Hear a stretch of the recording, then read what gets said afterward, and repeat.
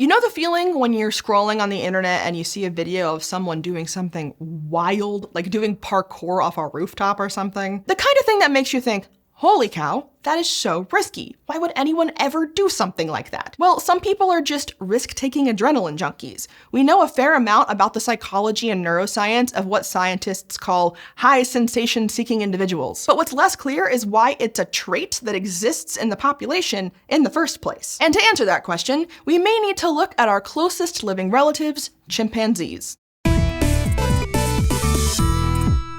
Whether it's skydiving, running with the bulls, or motocross racing, dangerous activities seem like a prime opportunity for natural selection to kick in. Like, you'd think that most daredevils would end up taking themselves out of the gene pool, and if that's true, you'd expect risk-taking to be extinct. Unless, of course, it does more good than harm. And as with many traits, one of the best ways we currently have to study the evolution of risky behavior is by taking a look at our closest relatives, chimpanzees. More specifically, their eating habits. Stay with me, because I promise this will make sense. Chimps mainly eat fruit, which is a pretty low-stakes food as far as collecting it goes. A much higher stakes meal would be, well, stakes. Not only does hunting for meat require you to leave the safety of the group, it also puts you at risk of getting hurt while chasing your meal of choice. You end up using a ton of energy, and your prey could even turn the tables and attack you. Despite that, chimps do hunt, mainly for red colobus monkeys. Hunting these monkeys is worth the risk for all the delicious nutrients they get from meat that they can't get from fruit. So it might seem like that's where that risk-taking trait comes in handy. Individual hunters put themselves at risk,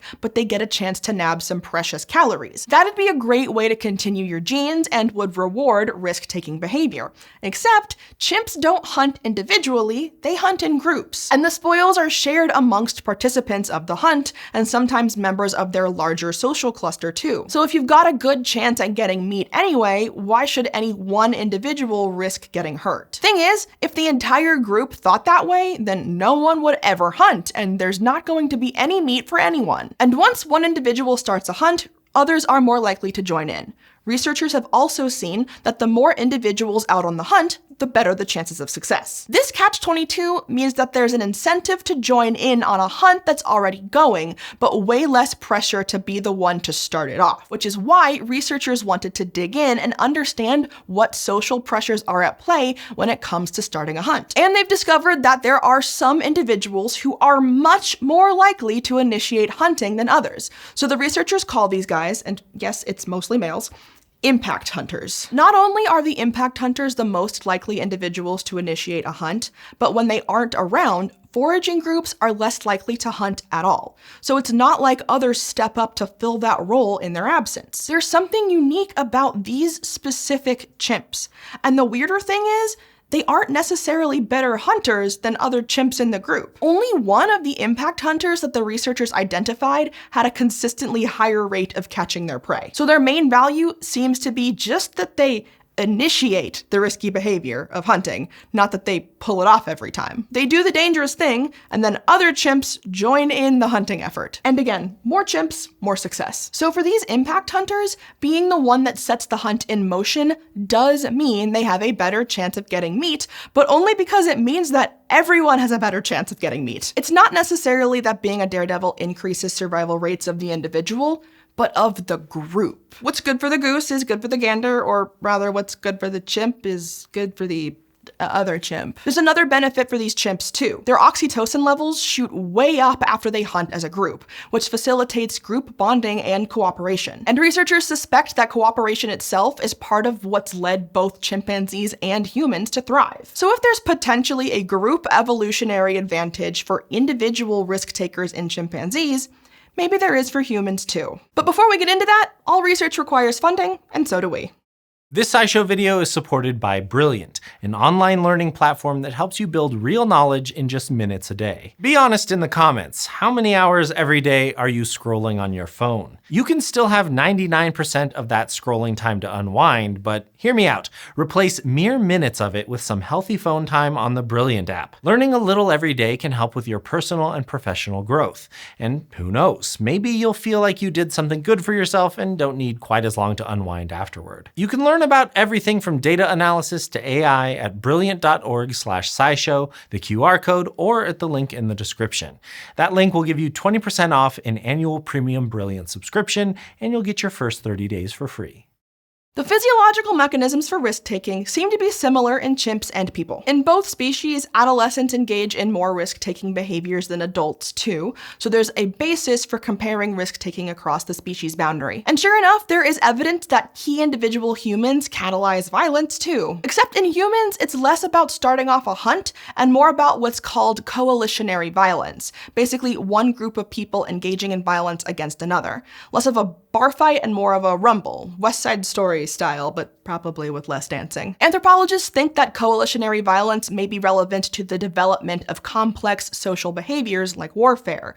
And while there's been tons of research on the reasons for war, we know a lot less about who actually starts wars and how they do it. Just like with chimps, there's a tension between risk and reward of being the one to shoot first. In other words, we want to know if there are impact soldiers that kick off the whole thing. By going to war, every single soldier in all of the armies involved is going to be putting himself at risk of being killed or maimed or captured, but he's putting himself in that position for the benefit of the group. And those benefits often aren't going to be directly felt by any individual combatants. It's not like every single one is going to get a share of the spoils of war. They might just win something abstract like reputation benefits or something not all that shareable like more territory, and that's only if you win. Putting yourself at risk for something you won't directly benefit from isn't a very good deal in the grand scheme of evolution. This is where key individuals come in. With humans, impact fighters are a little more complex than just whoever's the first one to run into the fray. These individuals change the cost-benefit ratio somehow,